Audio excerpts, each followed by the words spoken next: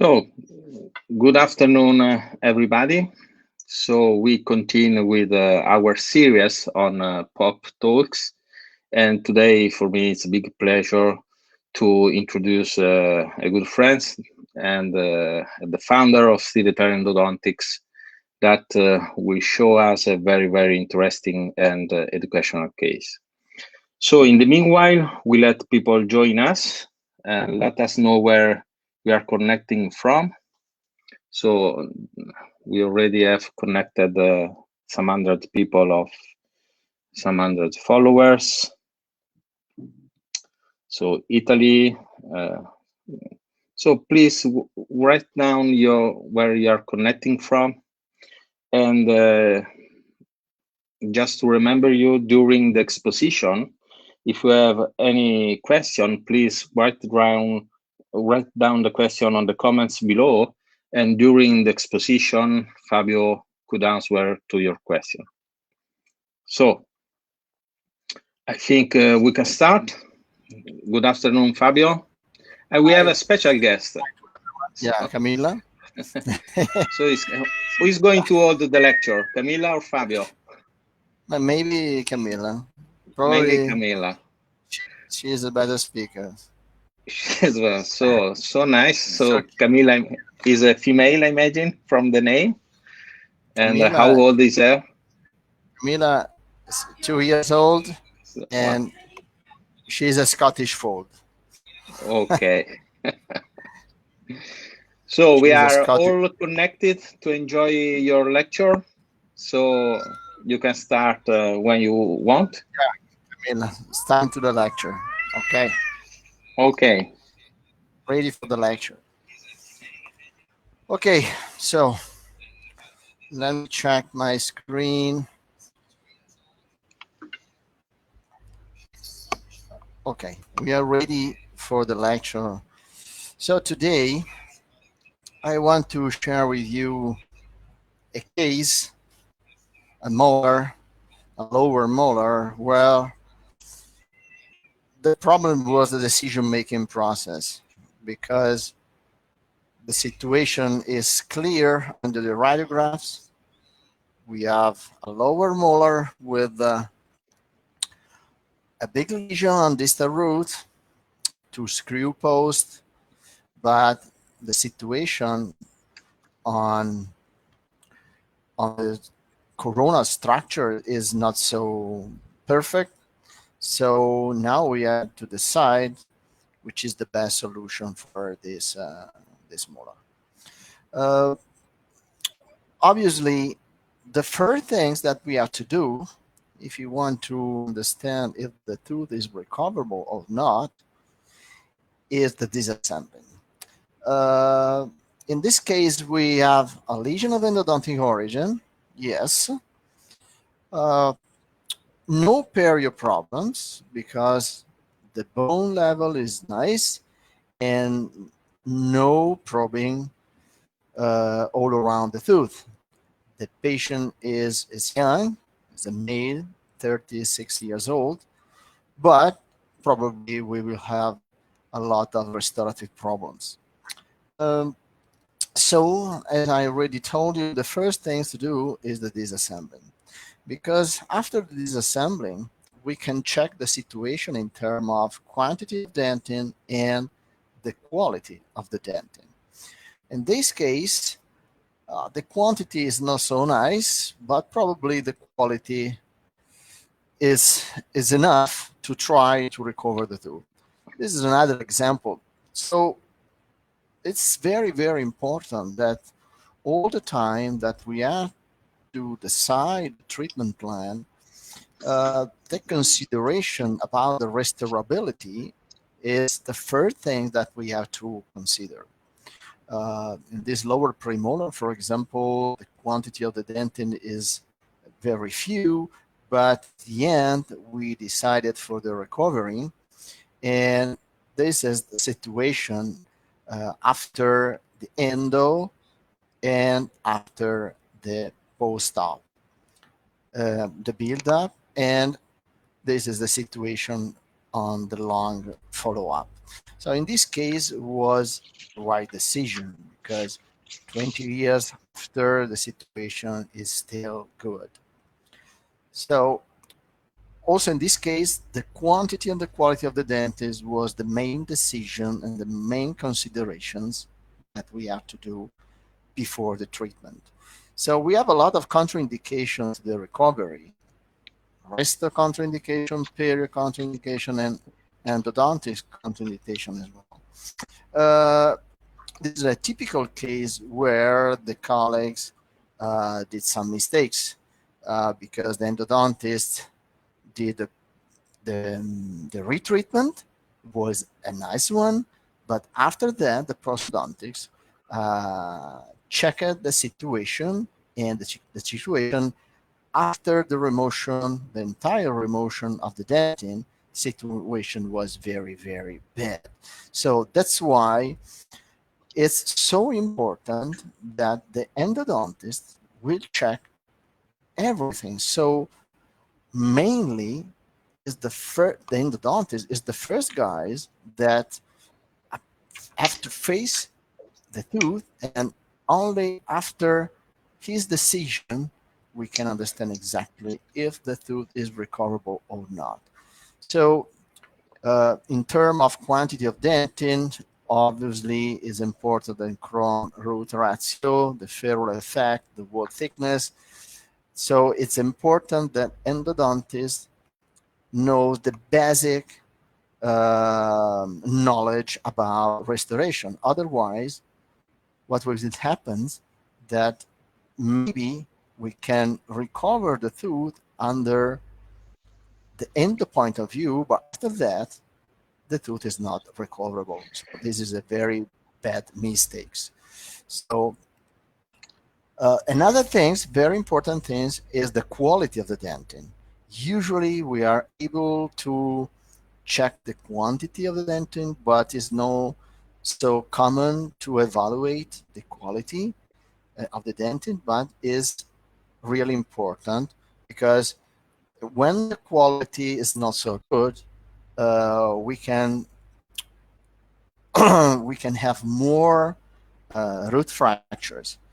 This is a typical example of disassembling, where I'm removing a screw post in this root.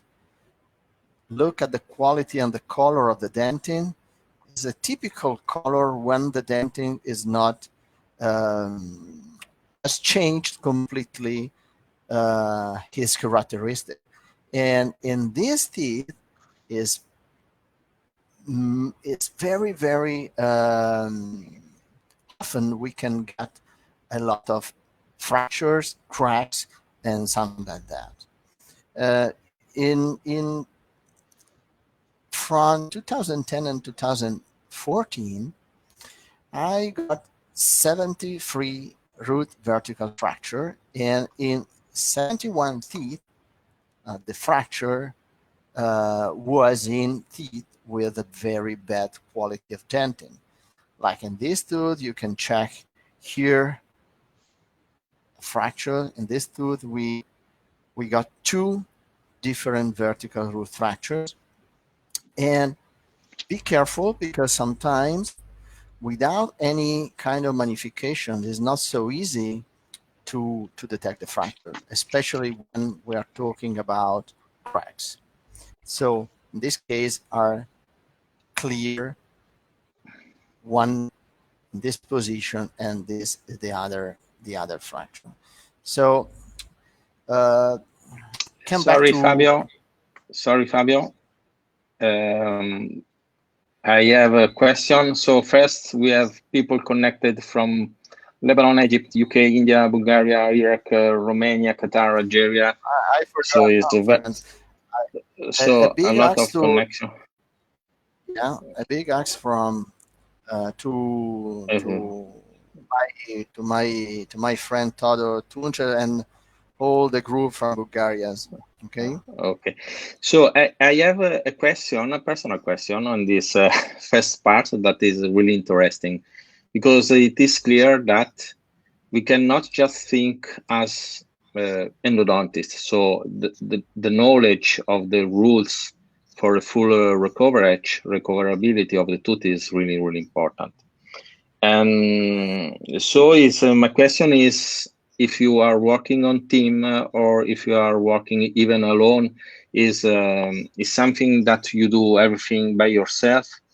How much is important to assess as soon as possible if you can recover the tooth under the endodontical point of view? And then I have another question. As you know, our philosophy is to try to push dentistry in general. So in Italy, for us, is probably much simpler compared to other countries because we are dentists and usually we can cover 80, 90, or sometimes 100% of the procedure inside of our office. If it's not, it's very important to work in team. But now we have to decide who will plan the treatment plan. And I think it's not so easy all the time to spend during the visit of the patient, to spend time in more than one colleagues just to check the situation. So for sure we can check the X-ray and other exams after, but it's important to see clinically the patient, to check the mouth, to check the occlusion, to check many things that are also important for the decision-making process. So that's why, in my opinion, the endodontist should perform also at least the build-up, maybe also the restoration if it's possible. So in this case, the knowledge are absolutely wider, and probably we can do less mistakes in terms of treatment plan. Okay, thank you. I totally agree, on what you already said. And yeah, the other question, our approach is a multidisciplinary approach. Yeah. As you know, I do also implant surgery, so yeah, of course. In my case, it doesn't change anything to take this tooth out and put an implant. So my final decision is without any bias because for me it doesn't change anything. But I try to choose for the best solution for this specific case. And in my opinion, I prefer to recover this tooth for sure, for many reasons: area reason, rest reason, and the reason, and so on. Okay, and the other question I have for you is if there is a difference in terms of the risk you're going to take between posterior teeth and anterior teeth. So I mean, if in the evaluation of the quality of the dentin, as probably we know is a little bit more difficult to replace with an implant in aesthetic area. So if you are going to if you take some risk more or not. All the time, but when we have to face frontal area with a very important aesthetic solutions, so we have to try to maintain natural teeth for sure. And in the posterior area, we have also the occlusion that can move our decision for implants or the reverse to versus the tooth. So yes, when I have to face frontal area, probably I try to save natural teeth more, for sure. Okay, in so any case, our mission. In any case, our mission is to save natural teeth, for sure. Okay, but and when it's not possible, we have to change the treatment plan. Okay, so a question from a follower: if could be useful to use the methylene blue for to see the fracture from the pipe floor that moves away inside the root canal? Absolutely yes, but when the color of the dentin is so dark, it's not so easy. It's not so easy also with the methylene blue to check the vertical root fracture. The methylene blue is absolutely really useful when we have a normal dentin. With a very dark dentin, less. In my Okay, thank you, opinion, it's Fabio. more uh, useful the magnification. The magnification in term of in order to detect cracks is fundamental. Absolutely. Okay, thank you so much, Fabio. So we Okay. can continue So to enjoy your try case.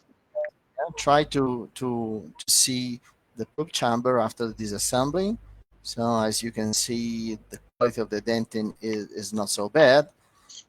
So we decided for the non-surgical retreatment, then build up, and then a crown. And this is what we did. After 6 months, we we repair the apex with MTA on the distal root and a normal treatment, normal retreatment in the mesial canals. As you can see in the X-ray, nothing changed in terms of um, patency of the foramen during the retreatment because we got a block, but no lesion. So that's why we perform a composite crown just to intermediate restorations, just to see what would happen in the distal root. And after 1 year, the distal root was good, a perfect healing, but the mesial root developed a lesion, big lesion. So the patient got a lot of pain. So now we have to decide if it's time to take the root out and put an implant, or it's time to try to perform something else. Uh, two, two choice, two choices: another non-surgical treatment or a surgery. In my opinion, in this case, try to perform another surgical retreatment is a nonsense because I tried to do my best in the first time, so this is a situation that probably I can't improve the quality of the treatment in the mesial root. So now it's time to do something else, and exactly what I did: surgery. Very important in terms to plan the flap, the probing. Uh, in this case, we don't have enough attached gingiva to perform a paramarginal incision, so that's why we decided for intracircular trapezoidal flap, a typical papilla-based preservation flap.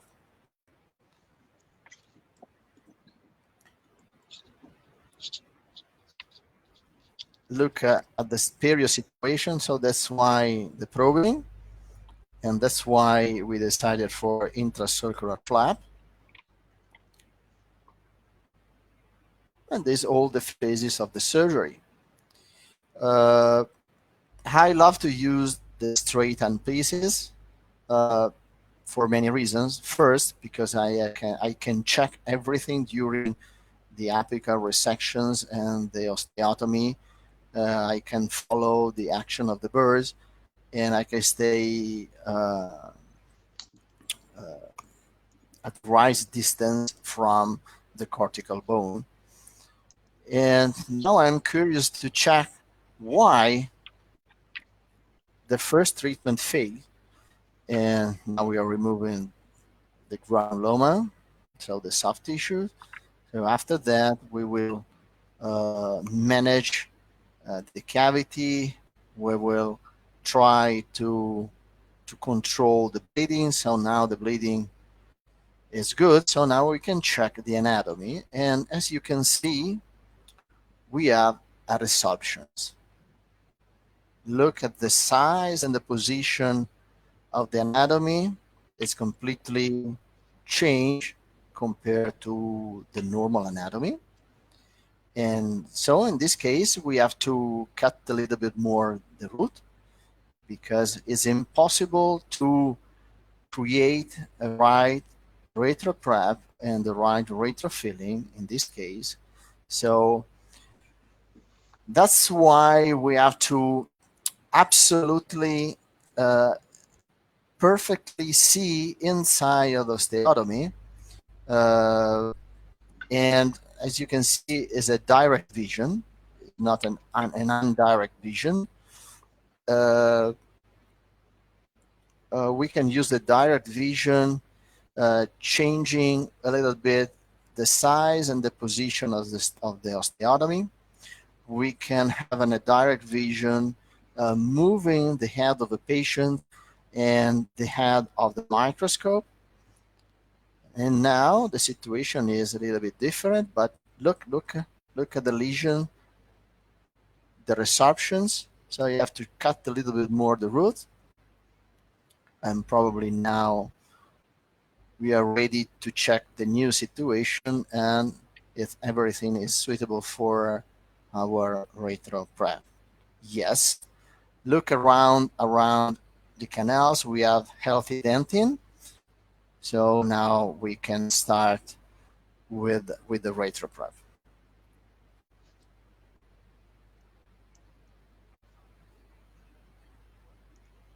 Okay, Fabio, sorry. Yes. After the obturation, if you can stop a little bit, because we got some questions about the surgical part of the treatment. So Okay. With the retro tip, we can prepare the area without any problem. It's easy. I started many years ago to do this kind of surgery with no retro tip, and was completely different situation. It's more difficult, impossible to clean and shape the canals for some millimeter inside of the root. And now we can follow the principle. So the biological principle today are completely reached thanks for the new devices that we can use it. So we have to clean, shape, and pack the space, and after that, now we are ready. We can dry the canal with the Stropco. Like in this case, it's important to dry the canals.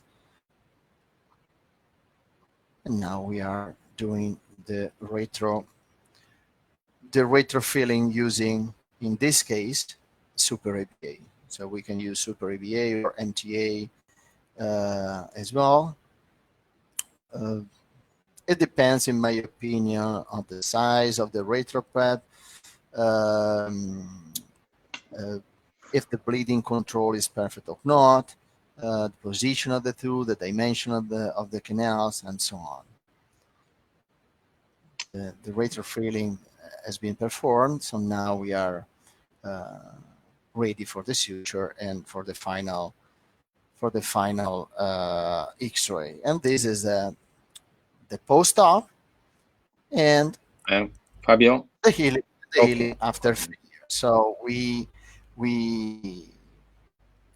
recovered the natural tooth, but we need non-surgical and surgical procedures. So the combination of the two different procedures reach the final healing. Okay, Fabio, of course, is Yes. an outstanding case. Regarding the surgery, a few questions. How to control the bleeding? We can control the bleeding starting to the right anesthesia. Sometimes we underestimate the importance of anesthesia. We underestimate the importance of the flap. And so if you want to control in efficient way the blood, it's really, really important to perform the right flap, to rise correctly the flap, uh, to clean the lesions, to open and control the cutting action of our burrs during the theotomy. So only at the end of these steps we can use some chemical agent like ferric sulfate, aluminum chloride, and the pressures, because in surgery we have to press the area and press, and after few minutes probably we can control perfectly the bleeding. So are more steps during the surgery. Okay, thank you. And regarding the use of the MTA and which diameter you prefer to use the MTA and how, Surgery. yes, for the surgery, and how can we be sure that MTA is set and will not wash out in case like in a case like this one in surgery? Good questions. Probably is the questions. When the space between the foramen, the final preparations, and the border of the root are not so wide, I prefer to use MTA. When the final prep is big, I prefer to use MTA. But when I'm using MTA, it's so important to press the MTA inside of the prep. Press and press the materials. Otherwise, the washout can happen. So the washout is one of the biggest problems in surgery using MTA. It's impossible to check the final setting during the surgery. But if the amount of the MTA is enough, so that's why we have to prepare the root 2-3 millimeters at least. And if we will press the material correctly, no washout. Of course, it's impossible to use MTA with no bleeding control. So that's why the bleeding control is so important in endodontic surgery. And that's Okay. why you have problems, maybe it's better to change material. Okay, always regarding the material for retrofilling, what about IRM? And what about bioceramic material compared to the Super ABA? So your IRM is fine. Is just a little bit soft compared to the Super ABA. Bioceramic material are fine. It depends on the habits of the clinician. I love to use materials that is possible to press and burnish and control during the setting time.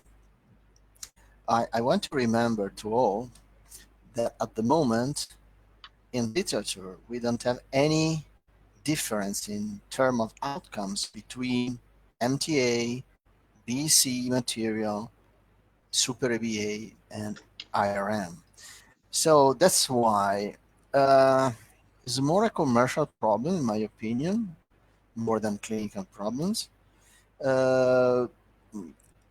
I'm not the only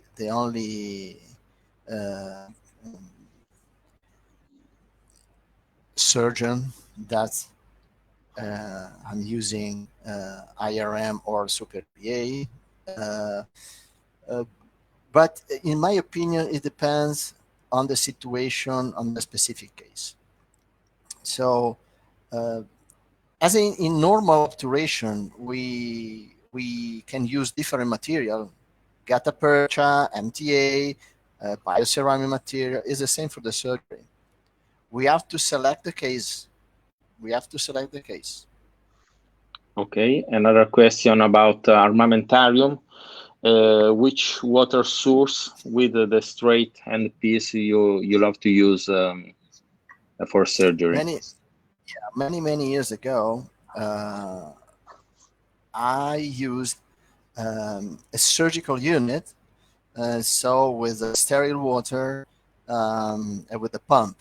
Now, but are many years, I use a normal straight end piece with a normal water. Okay, and then we have some questions about diagnosis. That is a very important step on this part. So a couple of followers, and especially on the patient's management. So if happen the situation that you can understand that after the crown lengthening, the ratio crown root is not good, but the patients insist to save the tooth rather than to extract the tooth and with the implant replacement. How do you manage the patients? I explain to the patient, so the final decision is to the patient. This is very important. So we need to explain cost and benefit to the patient. We have to exclude for the patients what is wrong. But at the end, the final decision is a patient decision. So that's why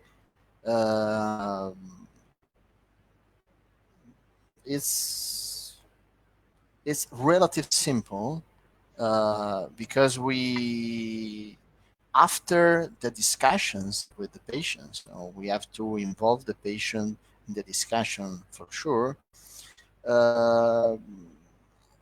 And after the explanation of cost and benefit, we will follow the patient decision. It's impossible to oblige the patient to do something that he doesn't want to do. Okay, perfect. And some questions about a potential crown lengthening for the recovery of the tooth. Should the endodontist perform the crown lengthening, and which kind of crown lengthening? If the endodontist is able to perform the crown lengthening, why not? If it's not, probably, it's important. especially the restorer. I understand that's when no, we have to probably face the crown lengthening is really important for who is going to do the restoration. Absolutely. The crown lengthening is absolutely important. So that's why the problem is who decided the treatment plan? Who decided the treatment plan? So that's why on the web, a lot of time we are seeing hopeless teeth recover. It's a nonsense in my opinion. So we have to see in prognosis. It depends on the age of the patient. What we can do in a very young patient, it probably is not the correct decision for the adult. So that's why it depends on many aspects, and not only clinical aspect, but also social and economic aspect that sometimes are not the same all around the world. Okay, always about diagnosis. When it comes to a strategic tooth for fixed prosto and so on, with a bad treatment, how do you decide for to retreat or not to treat again? Surgery is a very We we should should talk speak for a week. about We should 3 hours. talk for a week. Yeah, at least Yeah. we should talk for a week. Uh, Obviously, when we are talking about a strategic tooth, we can't wait years to check the healing first. When we are talking about strategic tooth, it depends on the difficulties of the prosthetic problems, of the prosthetic treatment plan. If we are talking about a single crown, is a situation where we are talking about a very important prosthetic solution, maybe a full malrehabilitation, I don't know. The situation is different. So sometimes what we follow in a single crown, we don't when this tooth is an important element of the prosthetic solution. So that's why it's important the decision making process. That's why it's so important the selection of the cases. And the question is, who did the treatment plan? Treatment plan, The of course. endodontist or someone else? Okay, thank you, Fabio. So always regarding diagnosis, prognosis, how to check the quality of the dentin, and if there are some cracks more dangerous than other one. So if you have some tip to share with us. We can check the quality of the dentins in terms of color and in terms of sounding. We can check the quantity of the dentist because we have we can measure the thickness of the walls, and we can check the radiograph and understand the crown root ratio. Uh, the other question was Was about if there are some cracks more dangerous than other one. In my opinion, all the cracks are dangerous. So in the last years, I saw that it's very popular to try to recover teeth with the cracks. Also, when is a mesial distal crack that include the pulpal floor. I disagree because in my experience, the survival of these teeth is poor. So that's why probably the final decision is a biased decision because probably the guys that decided for the treatment plan probably he he doesn't perform other kind of treatment. So that's why it's impossible for this colleague take the tooth out to put an implant.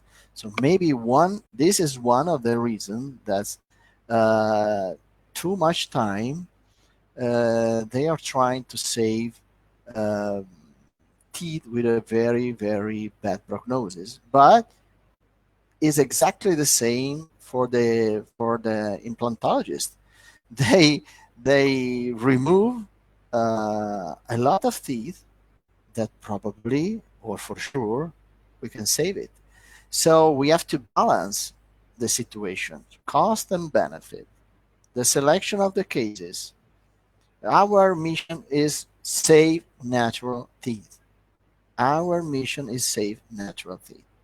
But when it's not possible, we have to change treatment plan. Okay, always regarding surgery, two questions. If it is possible to polish the retrofilling before suturing or not? It depends which kind of material we Yeah, used. of course. And this is a question, do you close directly after complete MTA placement or wait until the material is settled? Using MTA? Yeah, No, it's impossible to possible. follow. It's impossible. So I clean the space. I start the bleeding, and because it's important, if we use ferric sulfate to control the bleeding, we have to start the bleeding at the end of the surgery, and then I go forward with the suture. So another interesting question under the point of view of the management of patients in our office. As long as you did the endodontic retreatment and we have a lesion after some months, do you charge for your surgical procedure? Interesting question, but also in this case, it depends on the case. It depends the patient has symptoms or not.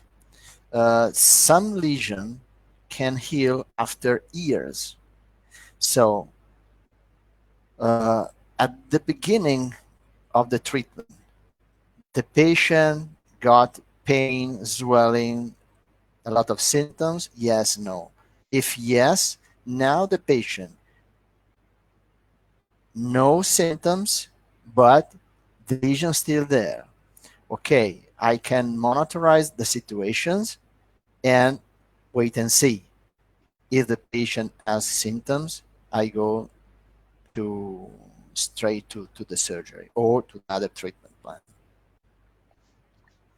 So another question always for the surgery, how about using biobone probably to fill the crypt Yes. preparation? Uh, Usually, I don't use any graft. If the lesion is a typical lesion with a lot of walls, I'm using graft only when we have a combined lesion, perio and endo lesions. In that case, I'm using also some graft. Which kind of graft? That's, you can use whatever you want. On the market, you can get a lot of different kind of graft, of course. Okay, a question about the type of restoration you choose for the case as a final one restoration. In this case, was a composite crown. So for two reasons, mainly for economic problems. So also because the prognosis was not so sure. So that's why we prefer the composite crown, and this is mainly the reasons. In the future, probably the patient uh, we change the final crown.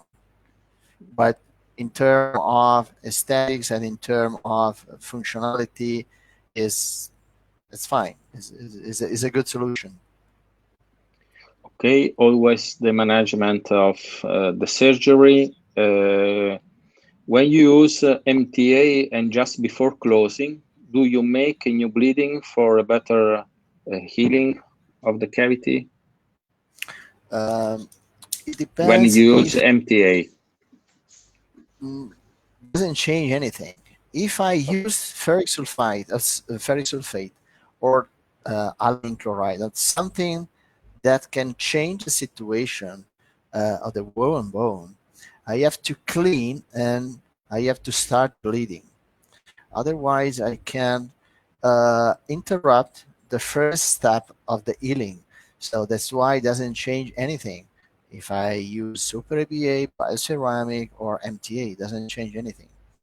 Uh, Usually, the colleagues are scared about this step of the surgery because they are scared about the washout using MTA. But that's the problem. So that's why we have to use the correct instruments, the correct technique, and we need a good retro trap where we can push a lot of material inside of the cavity. A very shallow cavity, for sure, will bring to the washout. For sure. Okay, just another couple of question, then it's time to close the live. So one very interesting question is regarding the use of the CBCT. Is always mandatory CBCT before an endodontic surgery or not? Obviously, no. I love CBCT. I am trying to use CBCT when I have some doubts in terms of diagnosis, in terms of anatomy. But I perform endodontic surgery since the 80s. So probably I got a lot of experience, and in some cases, in my opinion, is not so mandatory the use of the CBCT. But why not? If you have any doubts, do it. You can check better. One of the most important things that we have to understand is the dimension of the lesion. Sometimes the lesion are hide, so especially in the maxilla. So it's different. We have to plan, for example, the flap. The dimension of the flap is important, and it will change in order to the dimension of the lesion. So we have a lot of things that we have to check. If it's not possible to check everything in a normal periapical X-ray or in OPT, please do the CBCT. Is a good help. Okay, Fabio, thank you so much. You could find other question in the page. Okay, of course. One it's of a pleasure. Out of topic question is when our retreatment book will be ready in the English version. We hope soon. Very soon. The English version has been introduced in USA last month. So that's why I think that in this period, obviously the editor got a lot of problems for the coronavirus, but the book is ready, and the English version is ready to push on the market. Okay, Fabio, thank you so much for sharing your experience. I personally learned a lot from your case and from your answers. So I hope even the followers enjoyed your presentation. So thanks a lot. See you next time with another Pop Talks mini cases. Very soon. Thank you so much, guys. Thank you, Fabio, again. And thank you, Diego, for the direction. Diego, of course. Bye-bye, Diego. Thank you. Bye. Bye, all.